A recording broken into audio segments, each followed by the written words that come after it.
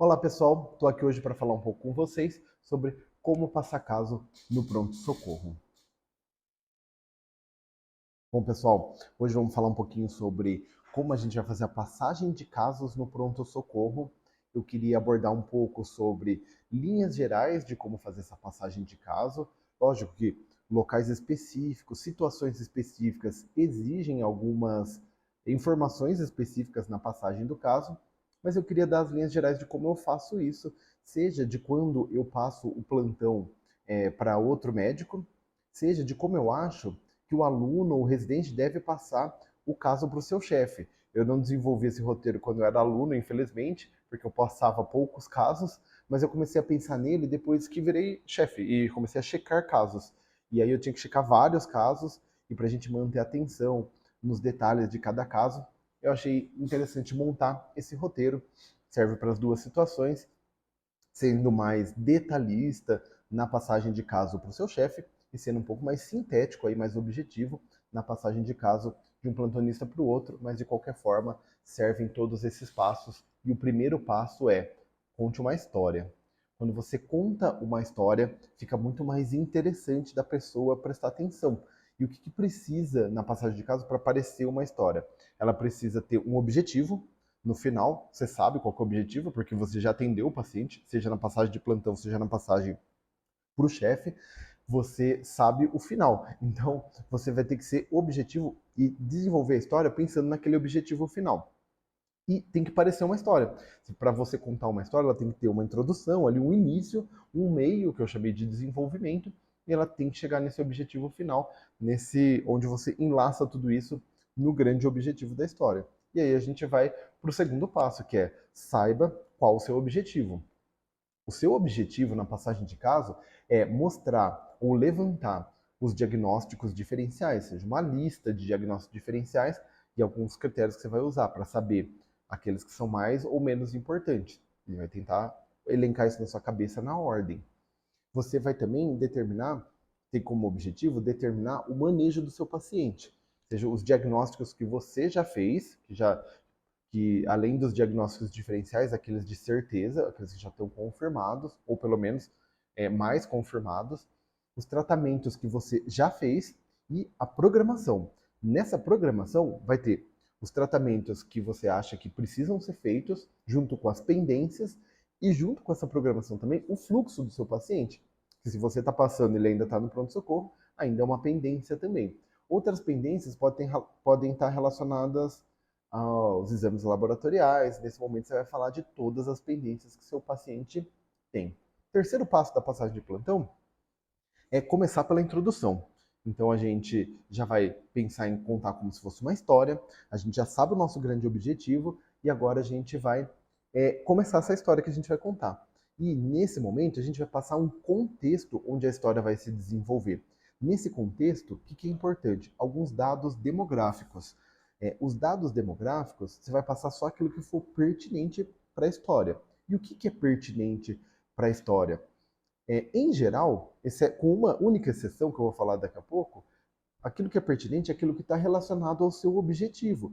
Tudo aquilo que está relacionado aos diagnósticos e ao manejo do seu paciente são pertinentes à história. E aquilo que não está relacionado não é, exceto o nome do paciente. É a única coisa que não tem nenhuma relação com o diagnóstico ou com o manejo, mas que é muito importante, é muito relevante para a história. A gente vai chamar o paciente nosso pelo nome dele. Antecedentes pessoais, aí sim, só os relevantes. Lembrar daquela situação que eu já falei, você já atendeu o paciente, você já sabe o diagnóstico dele, os diagnósticos diferenciais. Você vai relacionar os antecedentes pessoais com esse diagnóstico. E conforme a sua experiência, você vai entender melhor, por isso que eu falo que a passagem é mais objetiva, a passagem de caso entre médicos, do que a passagem de caso para o chefe, porque você vai ser mais objetivo e ter mais certeza de que aquela osteoartrose de joelho que o paciente tratou há 20 anos atrás não tem nada a ver com a dor torácica que trouxe ele para o pronto-socorro. Mas isso exige maturidade e exige aprendizado. No começo, você vai trazer mais coisas para o seu chefe e ele vai te ajudar a chegar nesse ponto de saber passar só as informações que são importantes. O próximo, o quinto passo, agora você vai desenvolver o caso. Então, deu o contexto, né? E você vai falar, dentro desse contexto, o porquê que o paciente procurou o atendimento, por que ele foi no pronto-socorro, quais os sintomas dele em ordem cronológica, você vai tentar montar essa história. E o que você vai falar ou não vai falar? Você vai considerar, principalmente no desenvolvimento, os diagnósticos de alta probabilidade, que você vai descobrir pela história, e os pacientes e os diagnósticos que dão um elevado risco para o paciente, aquelas doenças mais graves que você conhece. Quais são as doenças mais graves que estão relacionadas com aquele caso? Então, por exemplo, assim, você tem uma dor torácica, você pode contar que o paciente teve essa dor torácica associada à sudorese. Isso é importante porque dor torácica associada à sudorese lembra de um diagnóstico grave, que é um infarto agudo do miocárdio. Mas também esse paciente teve lá uma piora da dor quando ele movimentava o braço. E você vai lembrar, pô, dor torácica por causa muscular é muito comum. Esses dois diagnósticos vão estar entre seus diagnósticos diferenciais e eles são importantes de serem desenvolvidos, seja porque a doença é grave, seja porque é um diagnóstico bastante comum. Depois que você desenvolveu ali a história, o exame físico do paciente, os exames laboratoriais que você já tiver, sempre pensando em, por mais que você tenha feito um exame físico mais detalhado, que é importante que você fazer ali mesmo no pronto-socorro, um exame físico mais detalhado.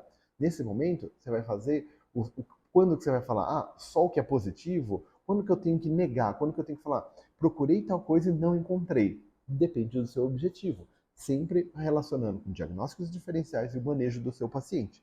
Então, falar que o paciente tem uma B3 negativa no exame do coração pode ser importante ou não, se o diagnóstico diferencial, se tem insuficiência cardíaca no diagnóstico diferencial, provavelmente sim. Se o paciente é um paciente de 20 anos que não tem doenças prévias e chegou aqui porque torceu o tornozelo, falar que B3 está ausente não vai fazer diferença alguma, entende?